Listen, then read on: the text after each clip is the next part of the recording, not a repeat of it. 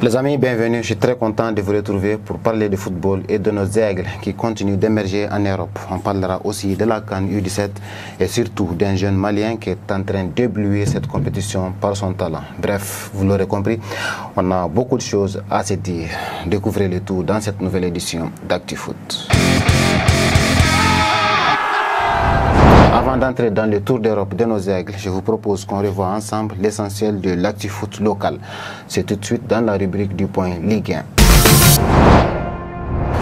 En Ligue 1, cette saison, le suspense persiste toujours entre le Stade malien, le Djoliba AC et l'USFAS qui veulent à tout prix s'emparer du titre honorifique du tout premier championnat professionnel du Mali. Lors de la 17e journée, qui est la dernière en date à être disputée, c'est le Stade malien qui a pris la meilleure option sur ses concurrents directs en allant battre les Étoiles du Mandé pendant que le Djoliba et l'USFAS se neutralisaient. Ainsi, comme vous le voyez dans le classement, les stadistes sont désormais seuls en tête avec 37 points suivis du Djoliba AC. Pour le prestige de la troisième place, les 11 créateurs, l'AS Real et l'US Bougouba restent tous au contact de l'USFAS qui réalise jusqu'ici une saison correcte. L'AS Korofina et les Étoiles du Mandé, quant à eux, occupent les zones de relégation. Comme vous le savez, le week-end dernier, la Coupe du Mali a fait son retour avec plusieurs grosses affiches programmées pour les huitièmes de finale. Comme vous le voyez dans les résultats, presque tous les clubs de Ligue 1 ont validé leur billet pour les quarts, hormis l'AS Real qui s'est fait éliminer par le Derby Academy, une formation de deuxième division. Le Binga FC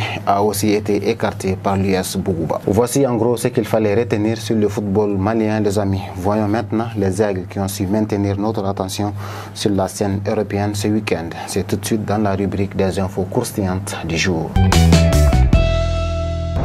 On commence par la Première Ligue où le Malien le plus impressionnant cette saison se nomme Abdoulaye Doucouré. L'international malien figure actuellement parmi les joueurs les plus réguliers du championnat anglais avec 29 apparitions sur les 32 journées disputées. Avec les Toffees, le Malien s'est créé une sérieuse réputation aussi bien dans les vestiaires que sur le terrain qu'il a toujours su éblouir soit avec des buts, soit avec son volume de jeu. Pour confirmer nos dires, vous pouvez vous référer à son match du dimanche dernier contre Nottingham où il était sur tous les fronts. Il a livré bataille dans l'entrejeu pour imposer son rythme. À aucun moment, il n'a montré un signe de fatigue et pour couronner le tout, il a été l'unique buteur de la rencontre pour offrir la victoire à son équipe. Avec Tottenham, Yves Bissouma, le capitaine des Aigles, peine toujours à sortir sa tête de l'eau. Actuellement, le Malien n'est plus considéré comme indiscutable avec les Spurs, n'ayant été titulaire qu'à 6 reprises sur l'année civile en cours. Cela montre à quel point il a perdu du poids dans l'effectif d'Ange Postecoglou et même ses récentes performances en équipe nationale n'y ont pu changer quelque chose. Son match contre Wolverhampton le dimanche passé, durant lequel il a passé son temps à courir après le ballon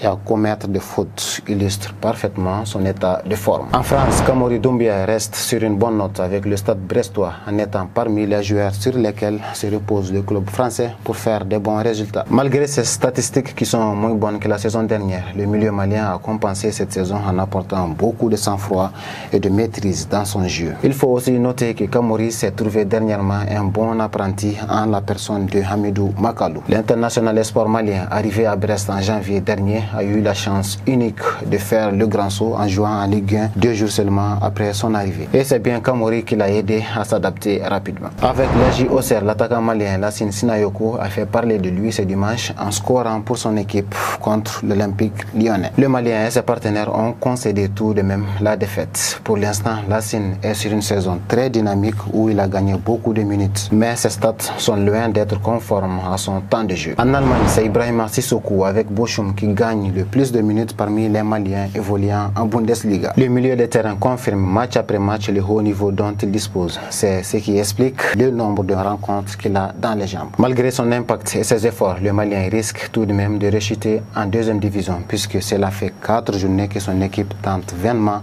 de sortir de la zone de relégation. Pendant ce temps, au RB Leipzig, Amadou Haidara lutte toujours pour récupérer sa place de titulaire qu'il a perdue depuis leur élimination en Ligue des Champions. Doudou est en fait devenu un joueur de deuxième choix, mais il reste encore un poids lourd au sein du groupe. S'il arrive à se retrouver à temps, il pourrait réaliser une heureuse fin de saison. En Espagne, comme vous vous en doutez, le Mali n'a pas beaucoup de représentants en Ligue 1 cette saison, mais le peu qui y joue arrive à faire la différence. Moussa Diarra, par exemple, a obtenu beaucoup de minutes avec le Deportivo Alavés et il a pris part à presque toutes les grosses rencontres, dont sinon la dernière en date est le Real Madrid le week-end dernier. Du côté de Barcelone, le Malien Ibrahim Diarra commence lui aussi à prendre confiance et à se fondre dans l'équipe des jeunes où il évolue depuis son arrivée. Le crack malien a déjà remporté 2 trophées avec les U19 barcelonais et compte aussi 2 somptueux buts à son actif. Mais il doit encore faire mieux que tout cela pour pouvoir taper à la porte de l'équipe première. Sur la scène africaine, ce sont les Aiglonnais qui sont en train de porter haut les flambeaux maliens durant la CAN de leur catégorie qui se déroule actuellement au Maroc.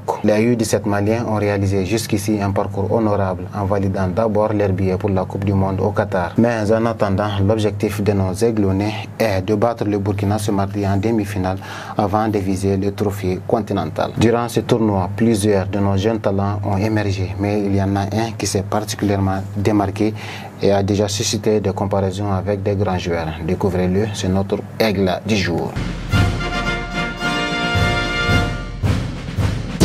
Si vous suivez jusqu'ici la CAN U17, vous aurez sûrement entendu le nom du numéro 10 des Aiglonnais, Seydou Dembélé. Depuis son match fabuleux contre la Tunisie qu'il a dominé de toutes les manières, le nom du jeune attaquant est dans toutes les bouches et tout le monde ne dit que du bien de lui. Dembélé a su attirer l'œil avisé du grand public grâce à ses touches de balle semblables à plusieurs grands noms du football, dont le plus en vogue actuellement est Lamine Yamal. Sa qualité de dribble et ses passes plus précises les unes que les autres font de lui un joueur hors pair que plusieurs équipes aimerait avoir dans leur rang. Voici en gros les infos qu'on avait à vous partager les amis. Restez attentifs pour ne pas manquer le prochain épisode. À très vite.